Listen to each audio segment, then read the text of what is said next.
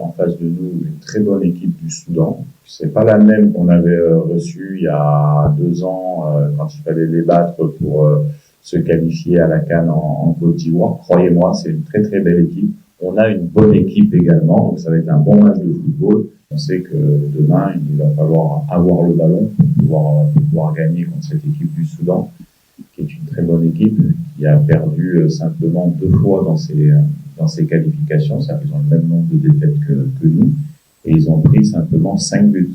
Ils ont même pris un but de moins que nous, puisque nous, on en a pris 6. Donc ça montre la valeur de cette équipe, qui est difficile à manœuvrer. Donc ça sera à nous de trouver les solutions, et on va essayer de les trouver par le jeu, bien sûr. Après, vous connaissez le contexte du stade, vous connaissez le terrain synthétique, et ainsi de suite. Donc, on doit être beaucoup rigoureux dans nos phases d'approche du but pour se mettre dans les meilleures dispositions et créer du football. Maintenant, le résultat demain sera le plus important. Ça sera d'avoir les 3 points et de les gagner. On n'a pas des joueurs de seconde zone. Moi, après, ce qui se passe avant, c'est pas, moi, j'interprète ce que je fais maintenant et ce qu'il faut pour améliorer l'équipe. Moi, c'est ça qui m'intéresse. Aujourd'hui, c'est vrai qu'il y a quelques joueurs qui sont venus nous rejoindre parce qu'on estimait que ça apportait un plus à l'équipe.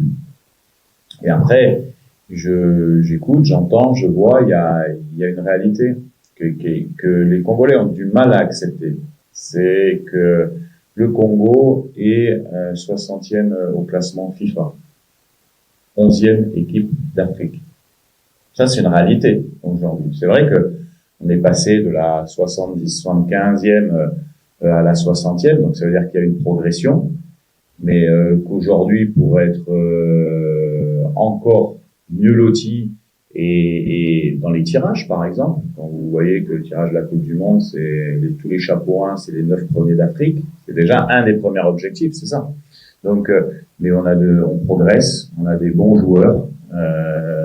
Je l'ai toujours dit, cette équipe doit faire place à des joueurs issus du Congo. C'est la particularité du pays, et ce qui est vraiment important aujourd'hui, c'est de relancer un petit peu cette fibre locale. On y est très attentif, mais la réalité, c'est que quand j'entends des discussions, on a l'impression que le Congo a fait 18 Coupes du Monde, a gagné 10 CAN, 3 CHAN. Non, tout est une structure. Ça avance. On a le soutien du gouvernement, la fédération avance aussi. Il y a eu des bons résultats au niveau des jeunes, des U20. Les féminines avancent. C'est tout un projet qui avance aussi.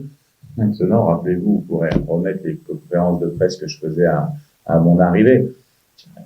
Moi, c'est pas comme ça qu'on va passer de la 75e devant le Sénégal ou le Maroc. Ça se construit, mais par contre, c'est vrai que ça progresse, ça se construit, et on sait tous que le Congo a de très bons joueurs de football dans son pays, à l'extérieur, et on doit encore progresser pour rendre attractif tout ça. Mais aujourd'hui, on progresse, on a encore notre destin entre nos mains pour la Coupe du Monde.